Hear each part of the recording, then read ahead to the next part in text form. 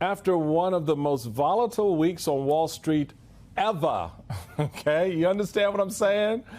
Ever. Today, the market's made up for some of its losses. The Dow closing up just over 600 points. Now, that comes as China is hitting back on President Trump's tariff hike, saying, oh, they're raising tariffs on the U.S. imports as well, from 84% to 125%, and mocking Trump's policy as a joke. But while the president is claiming on social media that they are, quote, doing really well for the American people, that doesn't appear to be the case at all. Experts are estimating that this trade war could cost the average household an extra $4,700 a year. And today, a new survey shows consumer sentiment has plunged 11% to the second lowest level it's been since 1952. That's before I was born, folks, so we're talking time ago. One economist telling CNBC consumers have spiraled from anxious to petrified. And that is being felt across the country. Just listen to what some small business owners are saying. It's not like we can say, oh, we're just not going to buy from one country. We'll pivot to another country, especially when that country is China, which produces so many of our inventory products. There's just so much uncertainty and chaos. Every day it seems to be something else coming from the White House or elsewhere. And so it's very hard to plan and predict what's going to happen because of the uncertainty and because of all the chaos that exists. We're looking at, possibly closing within a year or two if this continues. I just don't see a future, in retail or in this economy, unfortunately. Joining me now is Jared Bernstein, former chair of the Council of Economic Advisors. Jared, it's so good to have you at the table, man, because that's real.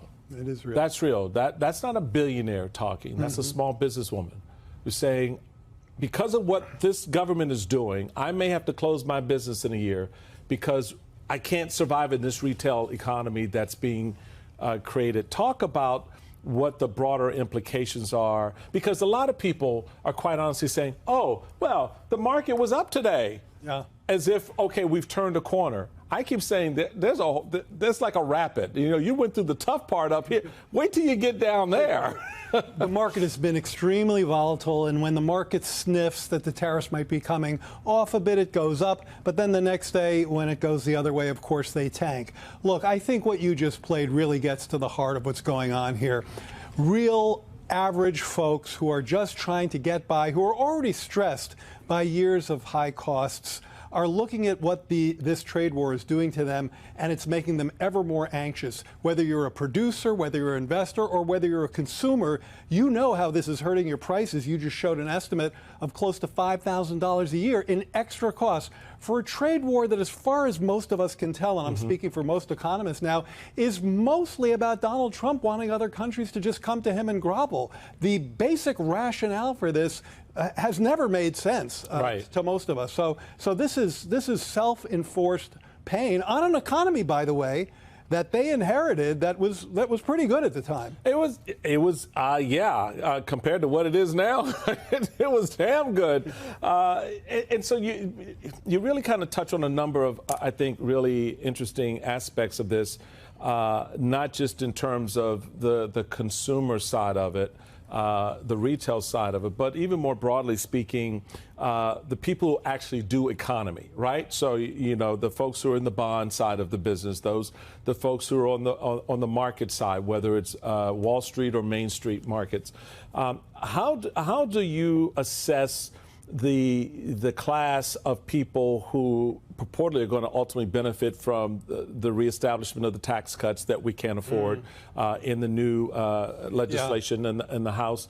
How does all of that factor into? It's a really important question, Michael, because it is a familiar play to you and I. We've talked about this for, unfortunately, too many years, for Republicans to come in, cut taxes for rich people, and try to offset it, try to pay for it by cutting spending that affects low-income people. We're seeing about $1 trillion in tax cuts going to the top 1% from what the Republicans have proposed, and $1 trillion of cuts in Medicaid and nutritional support. So an offset, which is basically taking from the poor to give to the rich. But there's another wrinkle here, and it's one we haven't seen before, and that's the tariffs. Tariffs are a sales tax on imports, and these are goods that are disproportionately consumed by middle and lower income people. So not only are you cutting their services to offset a tax cut for the wealthy, you're hitting them with an extremely large tax on their living standards. So this is really, you know, a very big problem from their perspective. You've got a number of screaming headlines that reinforce exactly what you're saying.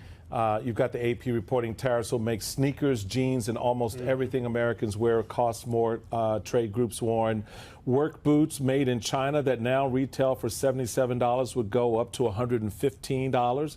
A pair of Chinese-made children's shoes that cost $26 today will likely carry a price tag of $41 by the back-to-school shopping this season.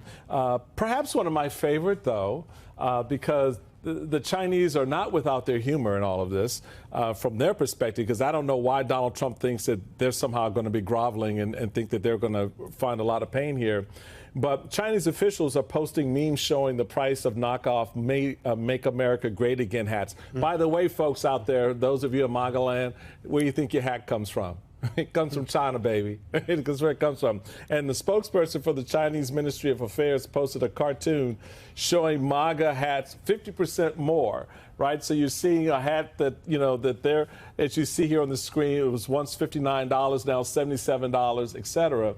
So that's a poking. I can't believe the hat was $59 in the first place. Well, I don't know who the hell is paying $59 for that hat, to be honest, but there are a lot of people who do.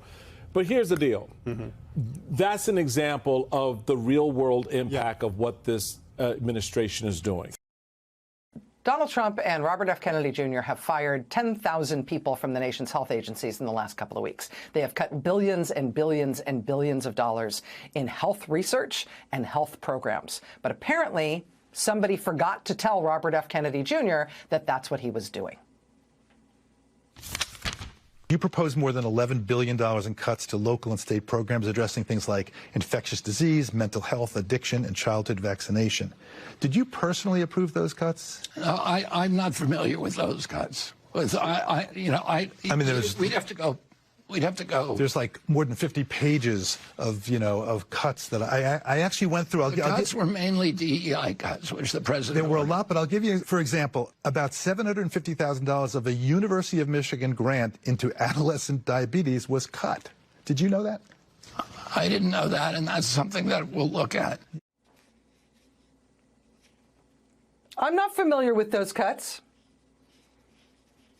I'm not familiar with those cuts. Those cuts are mainly DEI cuts.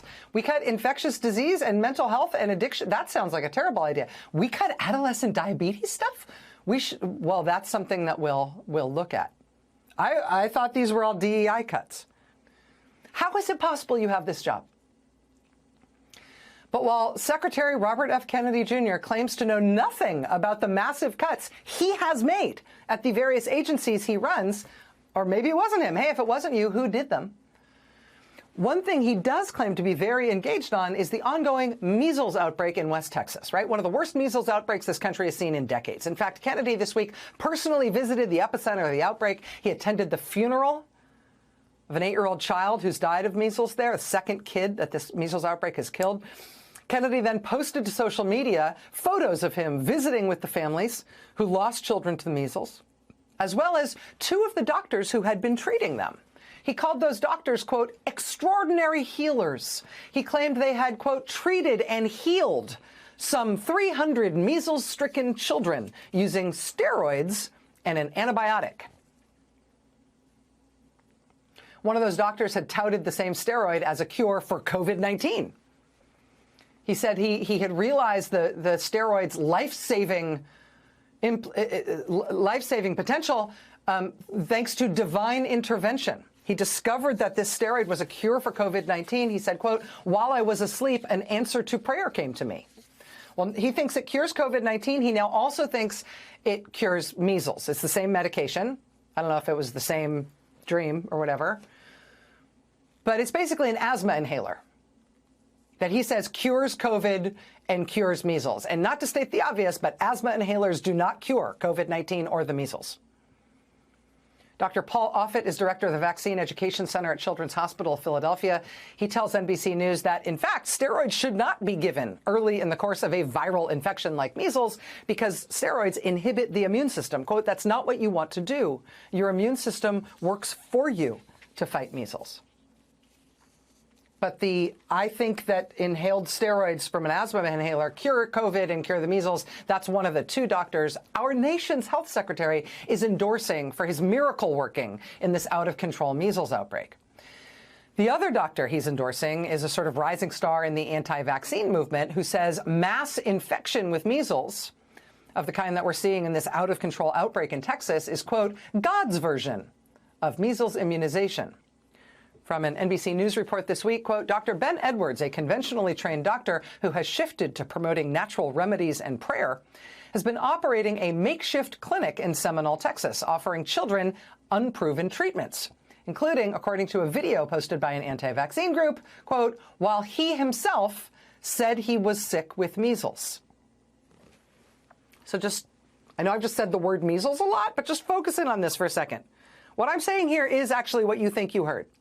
This is a doctor who advises against the measles vaccine and who is promoting these quack treatments. There is no treatment for measles, right? There's supportive care so that you hopefully don't die from it, but there's no cure for measles. Antibiotics and steroids aren't a cure for measles. But he's saying they're not promoting vaccination, instead promoting these quack treatments. And he is treating patients in this largely unvaccinated community in Texas, and he is doing so while he himself has the measles. Activists from RFK Jr.'s anti-vaccine group, the one that he founded, went to this doctor's makeshift clinic in the middle of this measles outbreak, and standing there in his clinic where he was seeing patients and their families, he told them on camera that he himself was in the midst of a measles infection. How are you feeling? Touching measles yourself?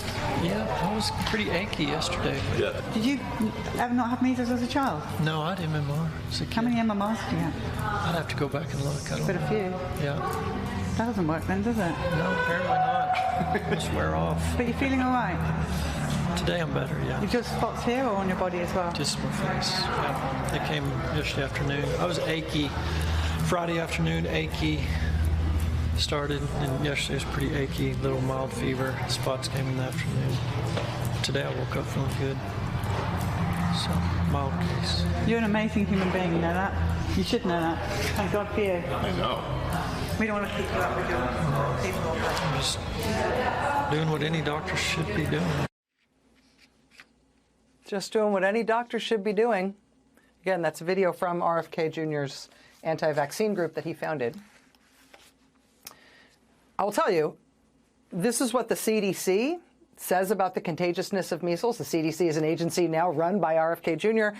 But if you ask them, what about the contagiousness of measles, they will tell you, quote, if you have measles, up to 90% of the people close to you who are not immune will also become infected. You can spread measles to others from 4 days before through 4 days after the rash appears.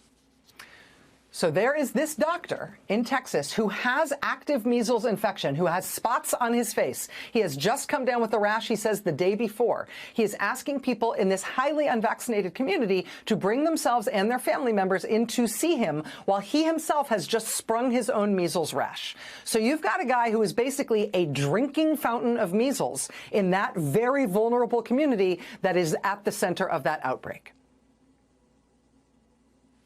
Dr. Edwards declined comment to NBC News, but our nation's new Health and Human Services Secretary, he says that Texas doctor, those two Texas doctors are, quote, extraordinary healers.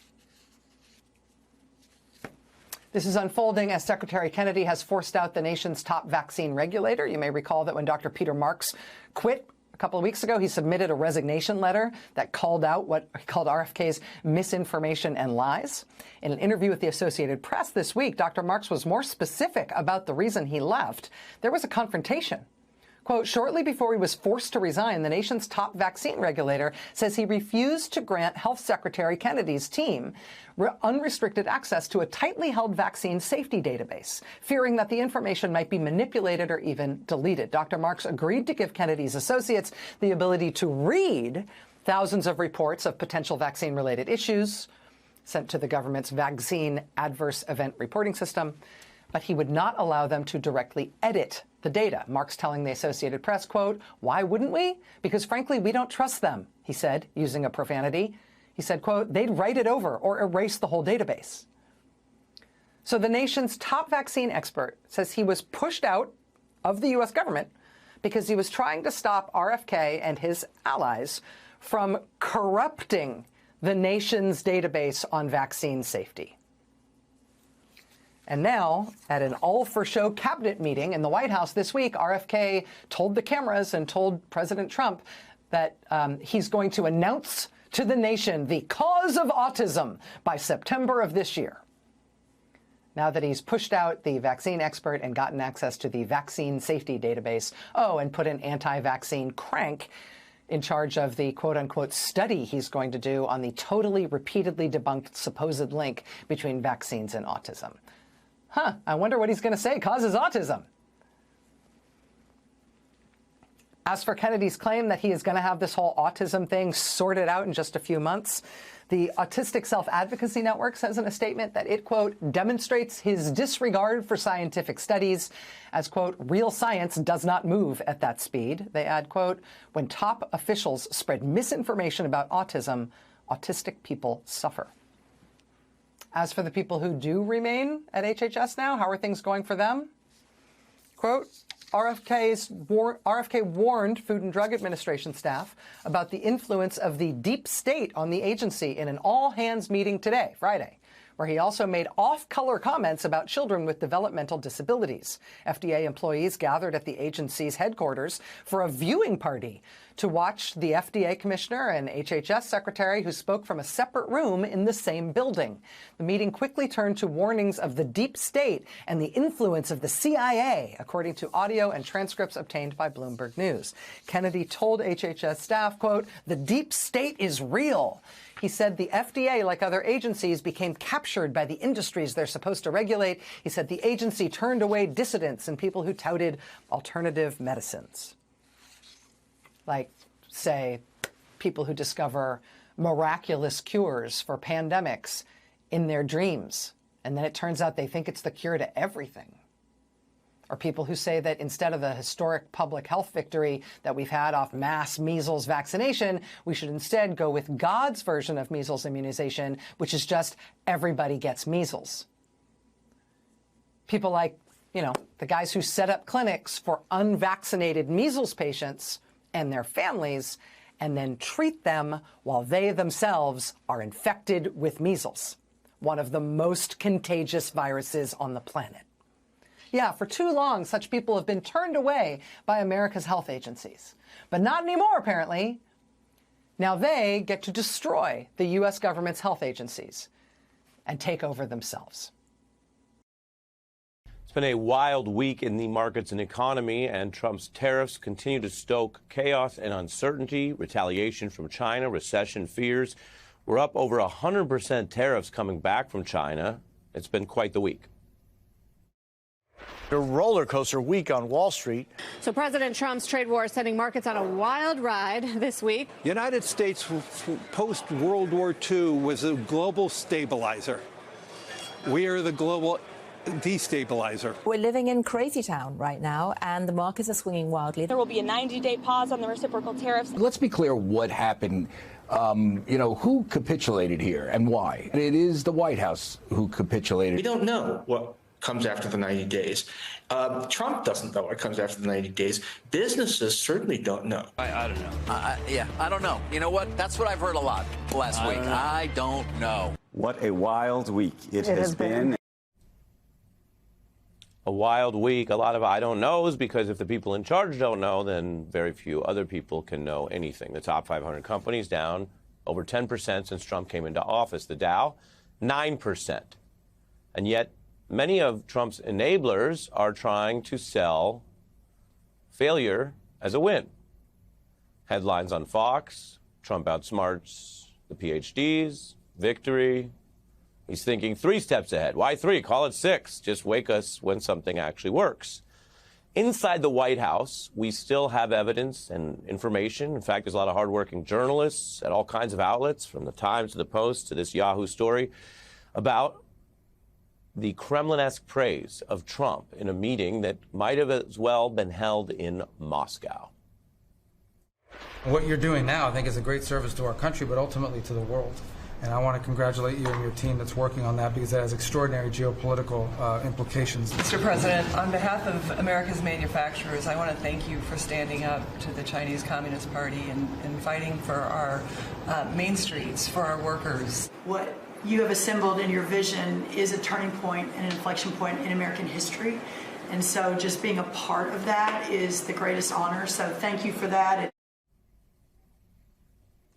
It is really striking, and the point is not whether this feels embarrassing or obviously false or the tone. The point is this is part of the feedback loop which is affecting Americans because of broken and incompetent policy in the United States government, in the White House.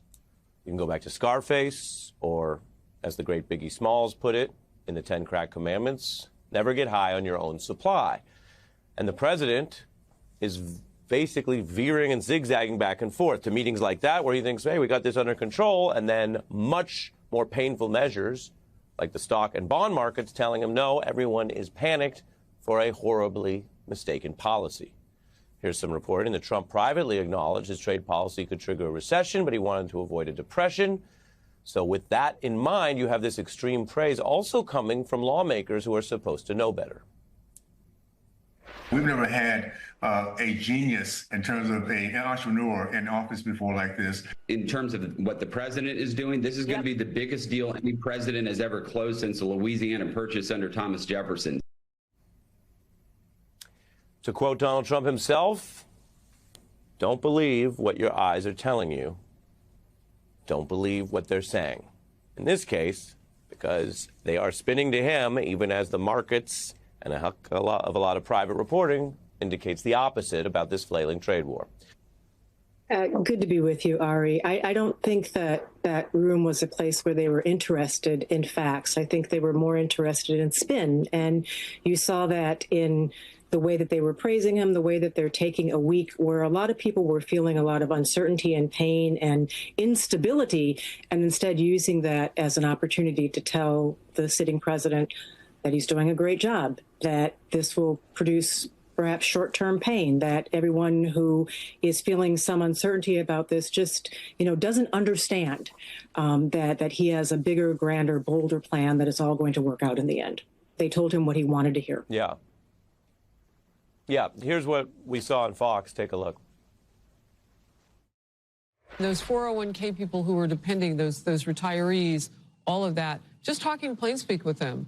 Look, when this nation used to go to war, people in this country would support the war effort with their materials at home and making things for weaponry and all of that. We got to do 100% buy-in over this bumpy period. Michelle, it's rare that you have. Go ahead. I was just going to say, I think we need to concede, though, that some of that rhetoric is actually effective. She was talking there about victory gardens and people doing things to make sacrifices during World War II. And when Trump repeatedly talks about America getting ripped off, I spent the week talking to Trump supporters in places like Colorado and Wisconsin, and a lot of them actually buy into that sort of patriotism. They believe in the idea that manufacturing should come back to the United States. Unfortunately, even though that message lands well with voters, it's going to be very difficult to rev that engine back up in this America. It's almost like he's fighting a trade war with, the idea of this building some sort of manufacturing might based on an idea that's come and gone. It's going to be very difficult to bring manufacturing back to the United States for all kinds of reasons. And even if we were to do this, the average factory takes 2 to 3 years to build and then another 2 to 3 years to become efficient. We are with Marco and Brian today. They're letting me roll with them. We're going to go out and pick up somebody who I think is got charges of human trafficking. We earlier had an op that swept up somebody who was wanted for murder. So appreciate the good work that they do every day, and we appreciate them working to make America safe. As the Trump administration continues to pursue its deportation policies, Homeland Security Secretary Kristi Noem has really taken the show on the road since her confirmation. Every week she appears somewhere new, posing for action scenes with Border Patrol or ride-alongs with ICE agents, always in full costume with the latest in tactical fashion, bulletproof vests, and a $50,000 gold watch to boot. She's been taking some heat for this particular photo op in which she is holding an assault rifle with the barrel pointed dangerously at the officer next to her. You don't really want to be standing there that way. But if you've been paying attention, this is how she has run the department so far. Like her visit to that El Salvador mega prison, posing with the men lined up shirtless behind her while she poses for the worst Rolex ad ever. But as Noem is out doing dress-up, her department is doing some really scary things, like apparently sending plainclothes agents to elementary schools to perform what they claim were wellness checks on undocumented students. DHS officers told the schools that students' families had not given them permission for the contact. But according to the school superintendent, quote, they declared to the principals in both instances the caretakers of these students have authorized them to go to the school. We have confirmed that is a falsehood. Congressman Robert Garcia is a Democrat of California who represents the two schools DHS agents went to. Congresswoman Delia Ramirez is a Democrat of Illinois who's called on Secretary Noem to resign. They both serve on the Homeland Security Committee, and they join me now. Congressman, let me start with you just on this reporting. I was really trying to make sense of the reporting as we understood it and not jump to conclusions and get out ahead of the facts. Maybe there was some confusion or back and forth. What is your understanding? Is it your understanding that DHS, under false pretenses, lied to school officials about why they were in that building? That's exactly what they did, Chris. They lied. They showed up at two different elementary schools here in Southeast Los Angeles, wanted to speak and demanded to see the students. They said they had permission to see the students from guardians, from parents. It was 6 different students over 2 different schools. That was a lie.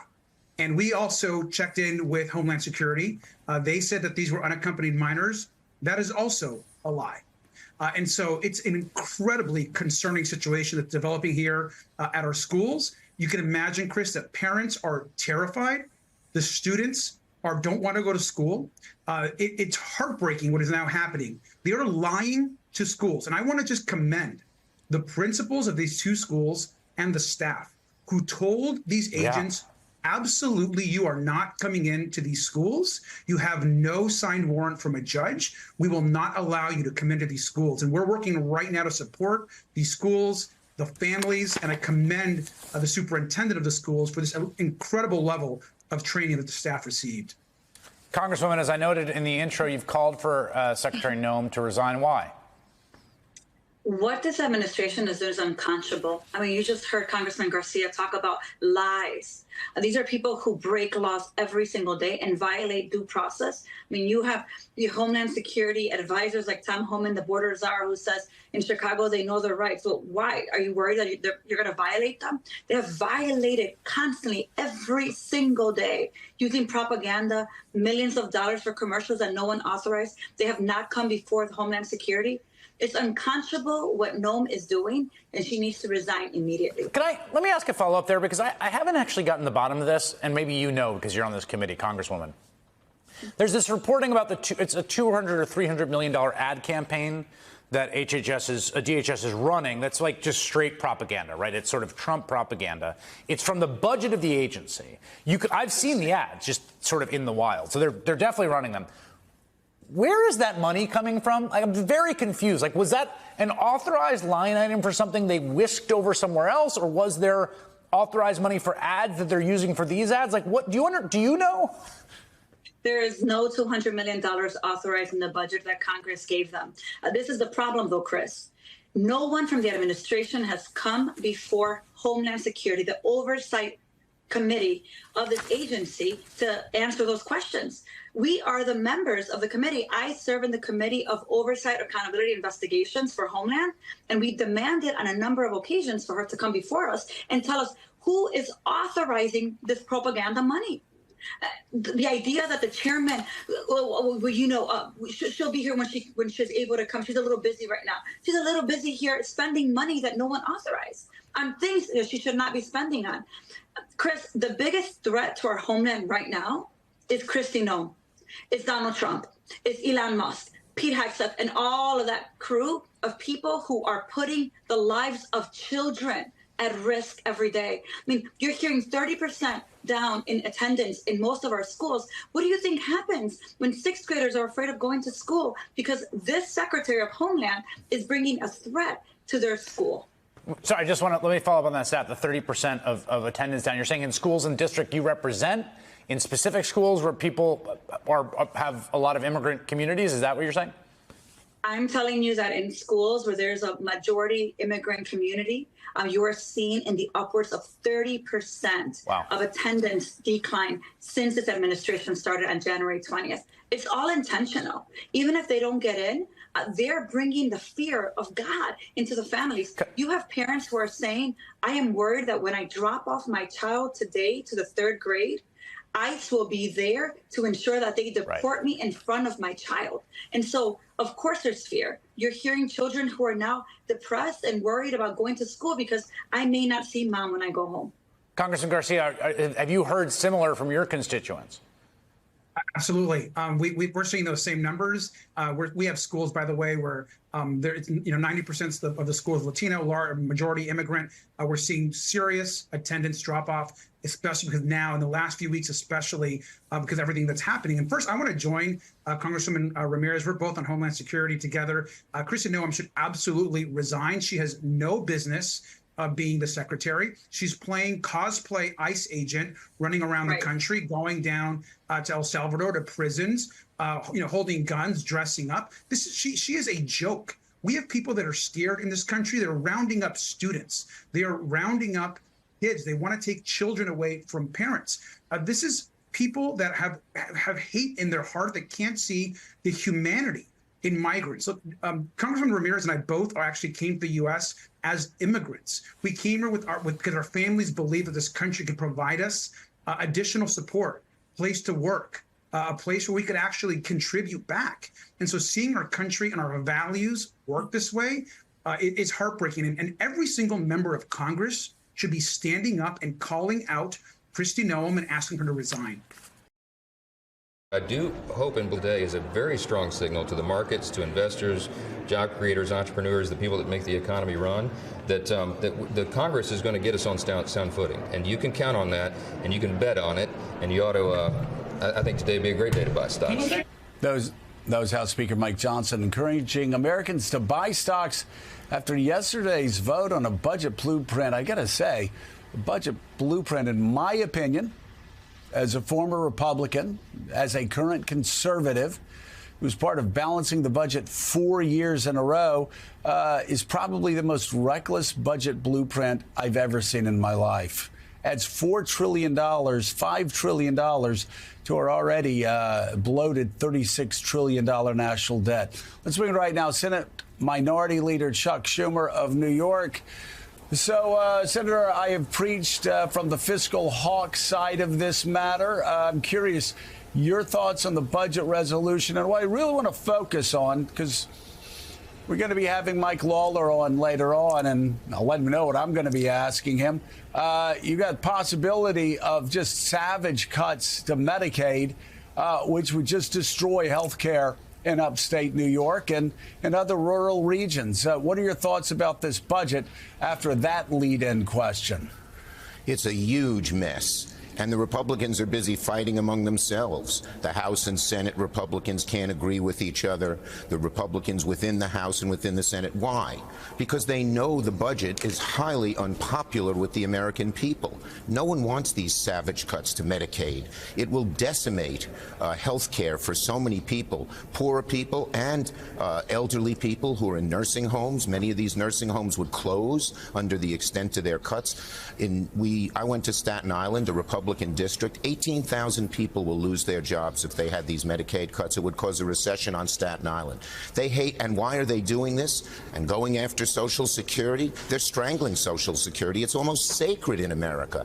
And yet, by closing offices, by turning off phone lines, by not even allowing emails to be done, they're strangling that. And why are they doing all of this and so much worse? Tax cuts for the very wealthiest people. Both sides are highly unpopular with the American people. And we Democrats are fighting every day to show the American people how bad this budget is, how awful it is for them, how awful the tariffs are. I mean, it'll still raise $4,400. The average American family will pay more. The average IRA in America, people this is their savings, has gone down close to $100,000. There's chaos in the land because Trump's policies are both unpopular and chaotic, as you saw with the tariffs. Yeah, you said both sides are unpopular. Right now, Democrats, I know you've seen the polls, have the lowest approval rating in history. How do they turn that around talking about this budget? Is there going to be a coordinated message? Yes. Are we going to have Democrats continuing to fight each other, or is there going to be a coordinated message moving forward? What is that message to working class voters who voted for me in the 90s, who voted for a lot of other Republicans in the early 21st century, and those families making less than $50,000 that went for Donald Trump in 2024? The coordinated message is very simple, and that is this budget is hurting you. What President Trump is doing is raising your prices. He said he'd lower costs on day one. Inflation is up, and the tariffs will make it worse. And in the budget, we will try to say he cannot do these tariffs.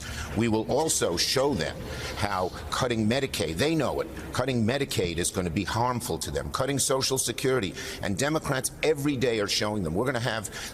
We have our Easter Passover recess on Tuesday.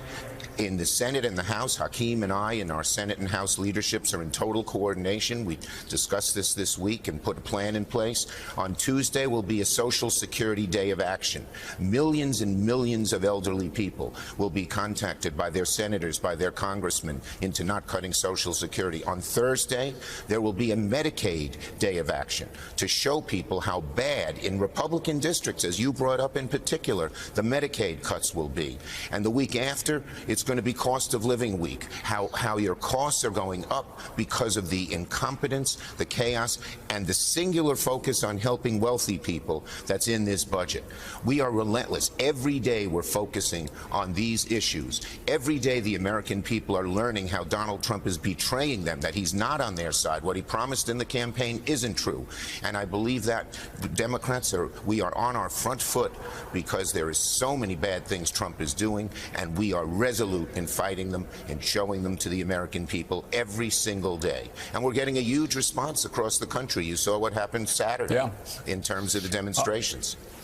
We have the host of Way Too Early with us, Ali Vitale, and she has the next question. Ali. Leader Hi, Schumer, Ali. I do want to. Hi, Senator Schumer. It's nice to see you. I do want to ask you, since the shutdown battle, your mindset at the time was that the United States wasn't yet in a constitutional crisis. A few weeks later, you said that you did think that the lawlessness of the president has brought us into that posture. So then how does that change the way that you fight on the budget battle? I've heard you say that the goal is to fight, but how? How does it look different tangibly?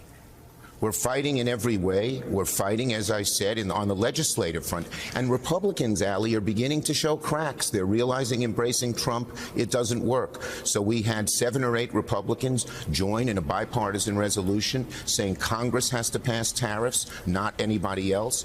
Yesterday, 4 Republicans in the Senate, that's enough to turn over for us to win, said they don't like doing away with the clean energy in solar and wind and the brakes that have created millions of jobs. And on the tax cuts, you have a whole bunch of Republicans who say you got to pay for them. A bunch of others in the Senate are saying don't pay for them. If they don't pay for them, you know, the CBO just estimated if they do this clear policy baseline proposal, the deficit would go up $72 trillion in 30 years. And that is going to have huge effects on what people pay to buy a car, to buy a home. So people are realizing how bad Trump is, how bad he is for average working families. And our job, and we are united, Ali.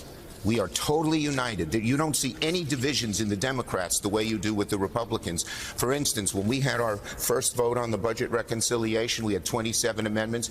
Every Democrat supported every one of those amendments. We had no defections. They're beginning to show cracks in defecting because they know embracing Trump is not what the American people want. And we Democrats are showing them that every day. Leader Schumer, good morning. As part of these Budget negotiations, a handful of Democratic ideas were stripped from the legislation, including reversing DOGE cuts to the Social Security Administration, rescinding the tariffs, preventing Medicaid cuts, even prohibiting using commercial messaging apps, i.e. Signal, to talk about military operations. Isn't that amazing? That's in there, the fine print. It was in there, and then it was pulled away. So talk to us about what that message Republicans are sending. The Republicans are sending a message that they're chaotic, that they're so in obeisance to Donald Trump, and even when he makes huge mistakes, like on that signal chain, letting classified information go to a reporter who had no classification qualifications, they even defend that. But that is going to hurt them, because public opinion is everything. And the public is turning against what Donald Trump is doing across the board. And one word that could describe it all, whether it's the tax cuts for the rich, whether it's slashing Medicaid and Social Security, whether it's the tariffs, or whether it's what he did on Signal, is chaos. The average American sees chaos when they go to the grocery store and see these prices all over the place and the shortages. The average American sees chaos when they see that their 401k has gone down maybe close to $100,000, the money they put in every month thinking, at least I'll have a nest egg for my retirement. The American people see chaos when they see these billionaires seeming to run the government just for themselves. All right, Senate Minority Leader Chuck Schumer, thank you for being with us. We greatly appreciate it. Thank you. Go Yankees. I have to say that, Joe. Go Red Sox. And still ahead this morning,